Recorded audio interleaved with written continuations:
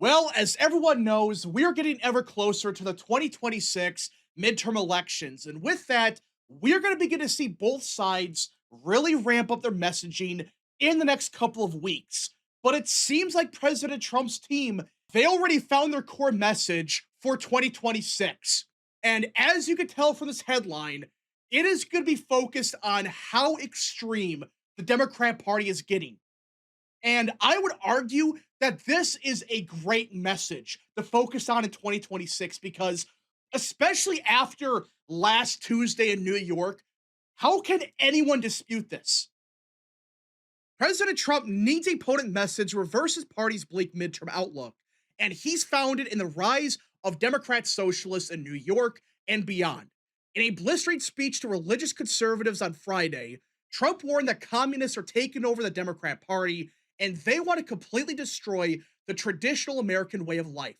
Which, if you just look at who Democrats are now electing, and I know this is in New York City, this is not necessarily a Republican area or even these are not really swing districts. I get that. But guys, you might think Trump's exaggerating. These are the nutcases that won. These are the three nutcases that Mamdani backed in New York that won.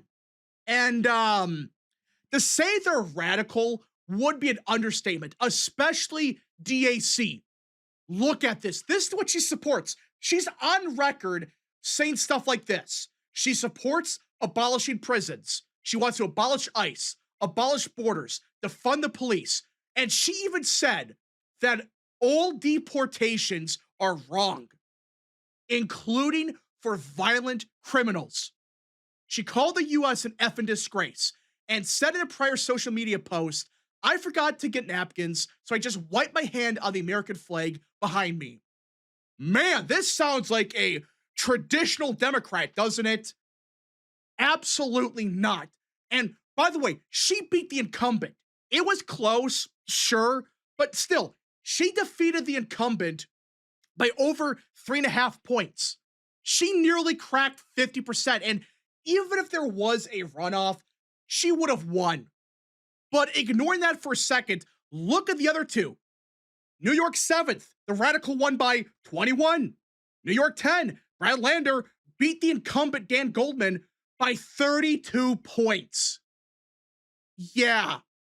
So in these three primaries that Mamdani was actively involved in, they won by landslide margins. You just can't make this up. And two of the three were incumbents, and one of them lost by 32. And the other two, yeah, they're not as extreme as DAC, but still, look at this.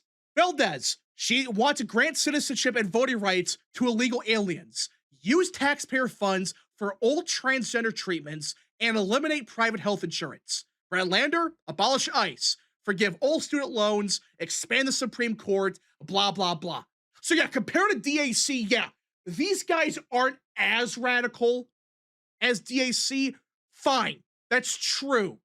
But still, these three as a whole, they are radical, they're extreme, even for Democrat standards. Some of this stuff is way out there.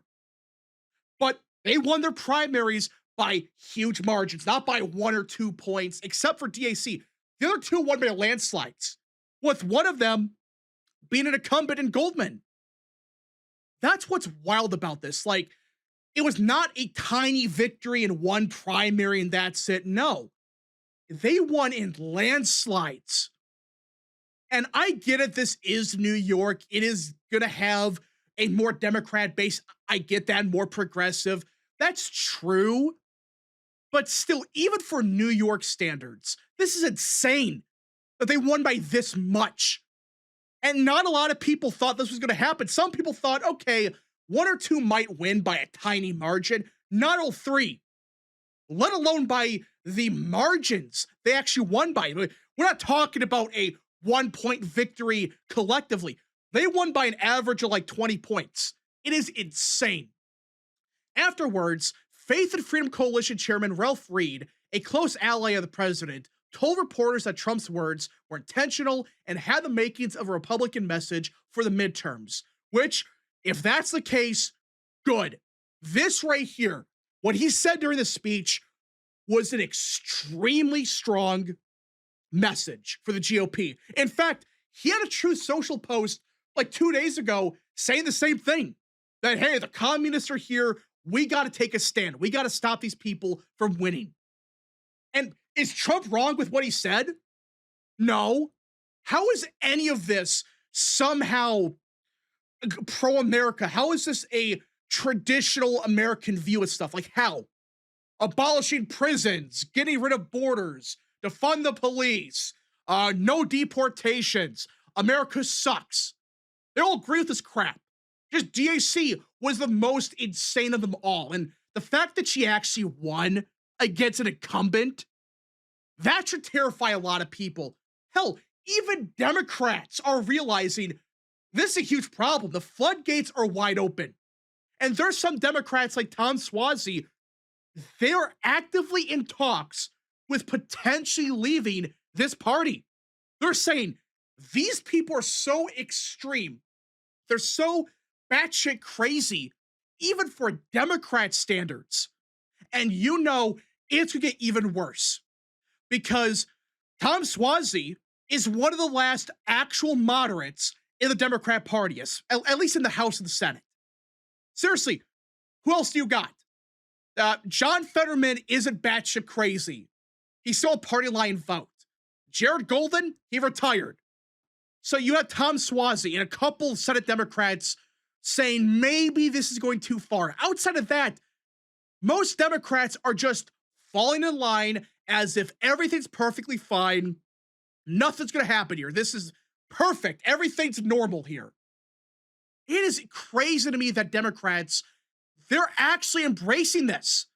Like, they're actively embracing this earthquake. Some Democrats, like I said, they're realizing this is an effing joke. This is a disaster. Like Greg Meeks, he said it was a tough night. This was a bad night for New York City. Tom Suozzi, he said the same thing, that these people are nuts.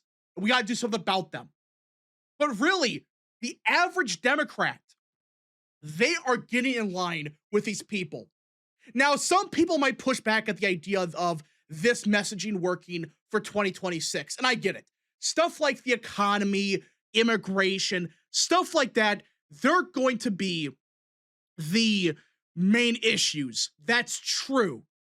But at the same time, that does not mean you cannot talk about how batshit crazy this party's gotten.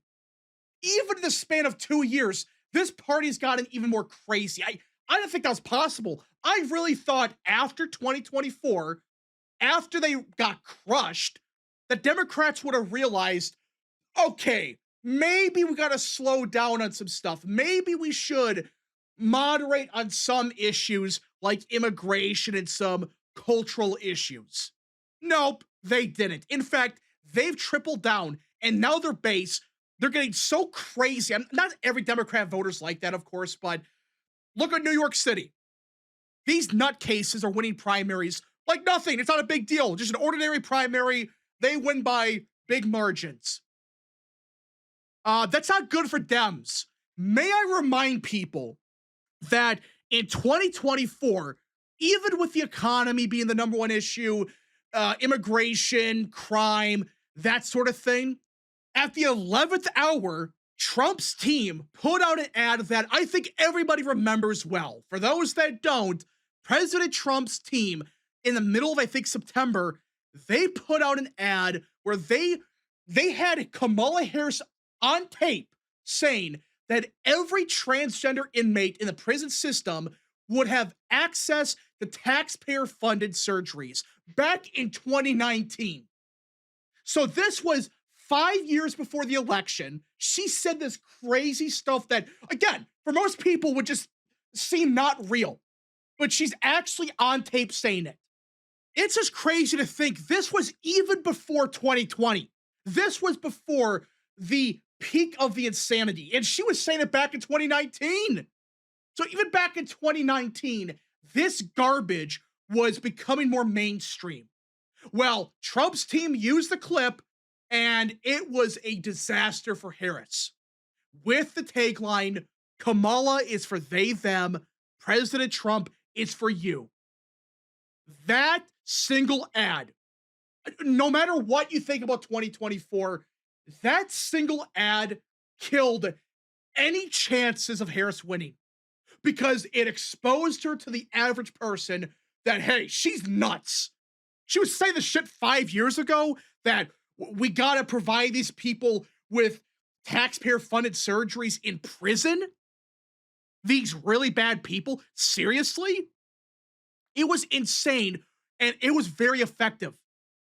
It was so effective, in fact, that like 2 days after Election Day, Future Forward, which was Harris's top super PAC, they admitted to the New York Times that this shifted the race 3 points in Trump's direction, which I don't really believe it shifted the race that much. What I think it did do is solidify Trump's support. It made people on the fence realize that, yeah, these people are nuts. These people are absolutely crazy. We cannot vote for them. I may not like Trump. I may have issues with him, but he's not batshit crazy. I really hope that Team Trump does the same thing. Make Democrats either run away from these nutcases, which would piss them off with their own base significantly, or let them embrace it. Let them choose. It's a lose-lose for Democrats no matter what. You either lose your radical base or you lose everybody else. The same thing happened in 2024, and Trump is trying to do it yet again. And I think that's smart because, yes, Democrats right now, they probably win the House right now.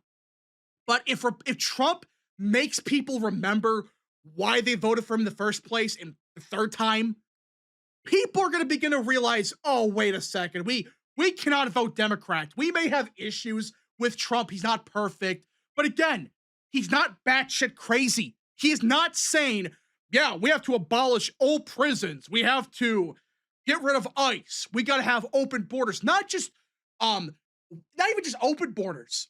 No borders. They don't even want ICE. They don't even want border patrol. That is how crazy these people are getting. And that's why I hope that this is the start of a really good messaging campaign. I hope that's what they do here. And based on what they're saying, yeah, they're going to make this one of the main messages for 2026. That Democrats, they continue to embrace the insanity, while Republicans, they're halfway sane. They're normal in comparison. We shall see what happens, but I can already imagine the ads playing in September. And Democrats are screwed either way. They either piss off the middle or they piss off the radical base. There is no way you could find a way to appease both. You just can't. Because at least the people in the middle, even in the Democrat Party, at least they don't actively hate America. At least they don't fully embrace this garbage. At the same time, you appease the middle, guess what? These radical nutcases, they're not going to vote for you. They're going to sit out or vote for a Green Party candidate as a protest vote, whatever. Anyways, folks, thank you so much for watching. If you guys did enjoy, smash the like button down below, subscribe, share with your friends, and of course, join the channel today. Godspeed to all of you.